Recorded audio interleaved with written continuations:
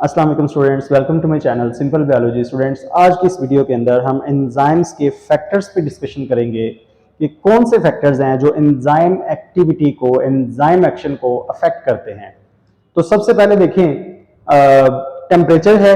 Enzyme आपको पता है they are made up of proteins and they are mostly in globular structure, they are mostly in their tertiary structure level of protein.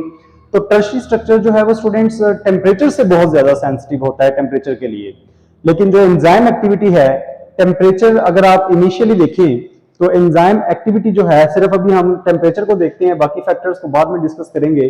तो temperature को अगर देखें तो enzyme activity is directly proportional to the temperature from 0 degree Celsius to 37 degree Celsius.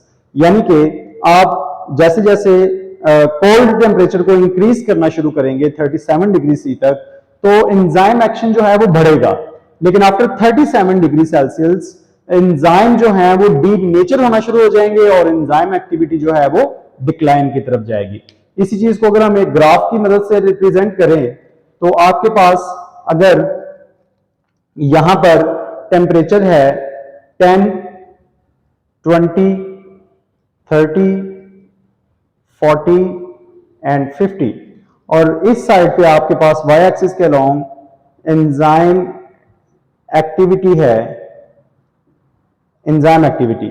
तो temperature के बढ़ने के साथ एंजाइम एक्टिविटी जो है वो बढ़ेगी और मैक्सिमम एंजाइम एक्टिविटी होती है 37 डिग्री सी पे। 37 के बाद टेम्परेचर जैसे ही स्टूडेंट्स आपके पास टेम्परेचर और बढ़ेगा तो एंजाइम एक्टिविटी डिक्लाइन करेगी, जीरो की तरफ आ जाएगी। देखिए टेम्परेचर के बढ़ने से शुरू में क्या हो रहा है, जो है वो एंजाइम एक्टिविटी बढ़ रही है, लेकिन at a point, at a specific point temperature में फर्दर इंक्रीज जो है it will result in decline of the enzymatic activity and the temperature that is 37 degree Celsius, temperature of 37 degree C is the temperature at which enzyme perform its maximum activity and this temperature is called optimum temperature। और इसके बाद जो above temperature है students, इसको आप कहते हैं denaturation temperature. Denaturation, यहां पर एंजाइम्स की डीनेचुरेशन हो गई है और डीनेचुरेशन की वजह से एंजाइम एक्टिविटी जो है वो डिक्लाइन की तरफ चली जाती है। उसके बाद देखें स्टूडेंट्स, क्यों एंजाइम्स डीनेचर हो जाते हैं। Increase in temperature will result in increase in kinetic energy of the amino acids, of the molecule constituents of amino acids. और जैसे ही अमाइनो एसिड्स की काइनेटिक एनर्जी इंक्रीज होती है तो एंजाइम की जो शेप है, स्पेसिफिक शेप, वो जो है वो डीनेचर हो जाती है। और आपको पता है कि एंजाइम जो है वो अपना जो कैटालाइसिस परफॉर्म कर रहा है वो उसकी एक्टिव साइट की शेप की वजह से ही उसकी कैटालिटिक एक्टिविटी होती है और चार्ज की वजह से। तो टेम्परेचर जो है वो शेप ऑफ एक्टिव साइट उसको डीनेचर कर देता है। उसके बाद स्टूडेंट्स देखें, सेकंड फैक्टर है आपके पास enzyme concentration. Enzyme concentration, temperature के हवाले से मैं आपको एक और बात बता दूं कि हमारी बॉडी के जितने भी और एंजाइम्स हैं उनका जो ऑप्टिमम टेम्परेचर है वो 37 डिग्री सी होता है। आपको कंफ्यूज करने के लिए वो कह सकता है the optimum temperature for pepsin. अब पेप्सिन का ऑप्टिमम टेम्परेचर कहीं भी नहीं लिखा हुआ, एंजाइम कोई भी है हमारी बॉडी का, उसका जो ऑप्टिमम टेम्परेचर है, मैक्सिमम जिस पे वो काम करेगा वो 37 डिग्री सेल्सियस ही होता है। उसके बाद स्टूडेंट्स देखें, एंजाइम कंसंट्रेशन जो है for excess of substrates, available substrate, enzyme activity, enzyme availability of enzyme is directly proportional to the rate of enzyme action। अब यहां पर देखें, ये आपके पास है enzyme concentration, concentration of enzyme, और यहां पर है enzyme activity। तो ये स्टूडेंट्स मैंने आपको बता दिया कि जैसे जैसे आप इंक्रीज करेंगे, जैसे जैसे आप इंक्रीज करेंगे एंजाइम कंसंट्रेशन, वैसे वैसे जो है वो आपके पास एंजाइम की जो एक्टिविटी है उसका रेट इंक्रीज होगा। क्यों? क्योंकि जैसे ही एंजाइम की कंसंट्रेशन बढ़ेगी, available number of available active sites increase होगा।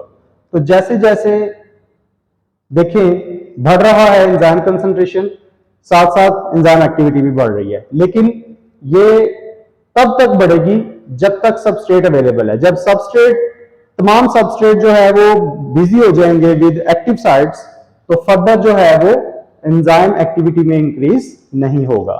इस पॉइंट को कहते हैं सैचुरेशन, सैचुरेशन ऑफ सबस्ट्रेट, ये सबस्ट्रेट सैचुरेशन, ठीक है, क्योंकि तमाम सबस्ट्रेट सैचुरेट हो गए हैं और अवेलेबल नहीं है सबस्ट्रेट, तो इस प्रोसेस को आप कहते हैं सबस्ट्रेट सैचुरेशन। उसके बाद स्टूडेंट्स अभी हम बात करते हैं अबाउट द सबस्ट्रेट कंसंट्रेशन। तो तीसरा पॉइंट है हमारे पास students substrate concentration. Substrate concentration के बढ़ने से भी एंजाइम एक्टिविटी बढ़ती है। किस तरह बढ़ती है? अगेन वही है बात, अगर आपके पास एक्सेस ऑफ एंजाइम्स हैं और आप सबस्ट्रेट जो है वो बढ़ाना शुरू कर दें, तो सबस्ट्रेट के बढ़ने से एंजाइम एक्टिविटी बढ़ेगी, लेकिन यहां पर जब एंजाइम सारे सैचुरेट हो जाएंगे तो फर्दर एंजाइम एक्टिविटी जो है वो इंक्रीज नहीं होगी। तो यहां पर क्या होगा? यहां पर एंजाइम सैचुरेशन हो जाएगी। एंजाइम सैचुरेशन, एंजाइम सैचुरेशन यानी कि फर्दर एंजाइम्स ही अवेलेबल नहीं है। आप सबस्ट्रेट बढ़ाते जा रहे हैं और फर्दर एंजाइम्स अवेलेबल नहीं है, तो फर्दर जो है वो रेट ऑफ रिएक्शन इंक्रीज तब तक नहीं हो सकता जब तक फर्दर एंजाइम्स अवेलेबल ना हो। तो स्टूडेंट्स ये तीसरा फैक्टर था रेट ऑफ एंजाइम एक्शन का। उसके बाद हम नेक्स्ट बात करते हैं पीएच की। तो पीएच बहुत ही ज्यादा सेंसिटिव फैक्टर है। पीएच के बढ़ने या कम होने से एंजाइम एक्टिविटी बढ़ती या कम होती नहीं है, कम ही होती है हमेशा। पीएच आप चेंज करें और एंजाइम एक्टिविटी कम होगी, चाहे पीएच इंक्रीज करें चाहे डिक्रीज करें। हर एंजाइम को एक खास पीएच चाहिए, एक ही प्रॉपर पीएच पे वो एक ही काम प्रॉपर करेगा।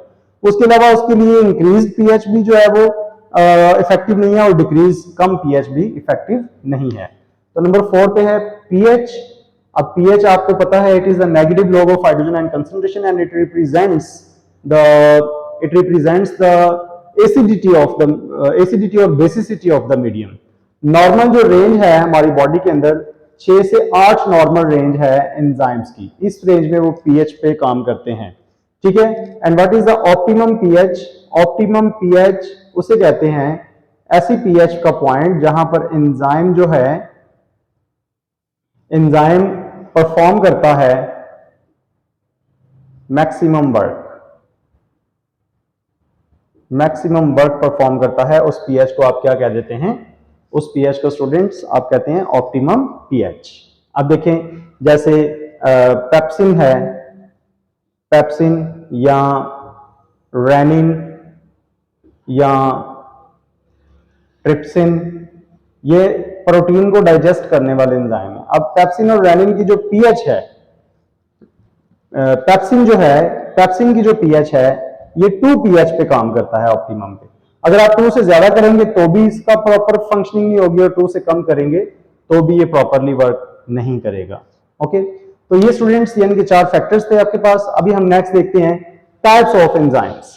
एंजाइम्स की कौन कौन सी आपके पास टाइप्स हैं? टाइप्स में स्टूडेंट्स आपके पास जो है वो, पहले तो हम करते हैं types of enzymes based on the type of reaction. Okay, first है types of enzymes based on reaction type. किस टाइप का रिएक्शन जो है वो कैटालाइज कर रहे हैं? सबसे पहले students oxidoreductases, oxidoreductases. अच्छा, जितने भी एंजाइम हैं उनके एंड पे स्टूडेंट्स होगा ASE, मोस्टली उनके नाम के एंड पे ASE, एज आता है। तो सबसे पहले जो टाइप के एंजाइम हैं वो हमारे पास कौन से हैं? ऑक्सीडो रिडक्टेजेस। और ऑक्सीडो रिडक्टेजेस क्या करते हैं? ये ऑक्सीडेशन रिडक्शन रिएक्शंस में इन्वॉल्व होते हैं, ऑक्सीडेशन रिडक्शन रिएक्शन में। जैसे इनके जनरल रिएक्शन जो है वो आप रिप्रेजेंट कर रहे हैं, कर सकते हैं A+B है, और ये रिड्यूसिंग एबिलिटी रखता है, ये ऑक्सीडाइजिंग एबिलिटी रखता है। तो यहां पर जो एंजाइम होगा वो इसकी रिडक्शन करेगा और इसकी ऑक्सीडेशन कर देगा। तो एक ए जो है वो ऑक्सीडाइज्ड फॉर्म में आ जाएगा और बी जो है वो रिड्यूस्ड फॉर्म में आ जाएगा।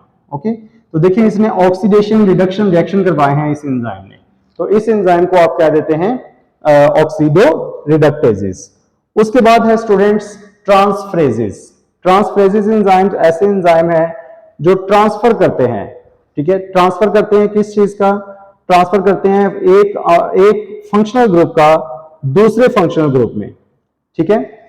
तो सेकंड टाइप के आपके पास हैं ट्रांसफ्रेजेस, ट्रांसफ्रेजेस, ठीक है। तीसरे नंबर के जो एंजाइम्स हैं वो है लाइगेजेस।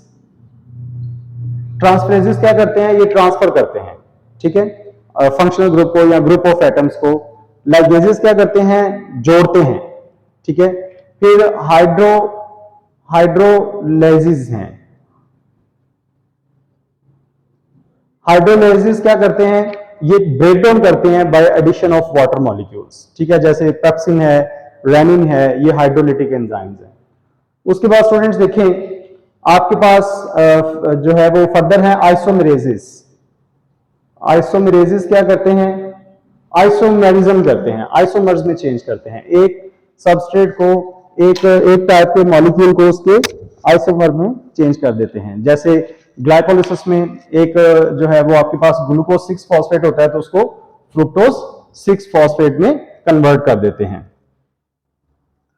उसके बाद स्टूडेंट्स आपके पास देखें एक हो गया ऑक्सीडो रिडक्टेजेस हो गए, फिर उसके बाद ट्रांसफ्रेजेस हो गए, फिर उसके बाद जो है वो आपके पास लाइगेजेस हो गए, और एक और टाइप के एंजाइम है दैट इज लाइएजेस। लाइएजेस, ठीक है। तो लाइएजेस क्या करते हैं स्टूडेंट्स, लाइएजेस करते हैं ब्रेकडाउन करते हैं, ठीक है, किसी भी मैक्रो मॉलिक्यूल की ब्रेकडाउन करते हैं। नेक्स्ट है स्टूडेंट्स हमारे पास classification types of enzymes, types on the basis of substrate, कि भाई सबस्ट्रेट कौन सा है। सबस्ट्रेट की बेस पे एक है प्रोटीएजेस जो प्रोटीन की ब्रेकडाउन करेंगे, फिर आपके पास लिपेजेस हैं जो कि लिपिड्स की ब्रेकडाउन करेंगे, फिर अमाइलेजेस हैं, अमाइलेजेस जो कि आपके पास ब्रेकडाउन करते हैं कार्बोहाइड्रेट्स की ब्रेकडाउन करते हैं, ठीक है। उसके बाद अमाइलेजेस में कार्बोहाइड्रेट्स में बहुत सारे हैं, जैसे आपके पास जो है वो अमाइलेज है, सुक्रेज है, लैक्टेज है, ये सारे जो है वो इसको आप एक ही कैटेगरी में डाल सकते हैं, कार्बोहाइड्रेट्स जो कार्बोहाइड्रेट की डाइजेशन करेंगे। अब कार्बोहाइड्रेट्स में नेक्स्ट सुक्रेजेस हैं, सुक्रेजेस जो सुक्रोज की ब्रेकडाउन करेंगे, फिर उसके बाद जो है वो आपके पास लैक्टेज है जो लैक्टोज की ब्रेकडाउन करेंगे, अमाइलेज है जो स्टार्च की ब्रेकडाउन करेगा, ठीक है। इसी तरह न्यूक्लियेजेस हैं स्टूडेंट्स हमारे पास, न्यूक्लियेजेस ऐसे एंजाइम्स होते हैं जो न्यूक्लिक एसिड्स की ब्रेकडाउन करते हैं, work on nucleic acids. Okay, तो स्टूडेंट्स ये थे आपके पास चंद एक factors for that affect the rate of enzyme action and the major types and classification of enzymes. Thank you for watching. अल्लाह हाफिज।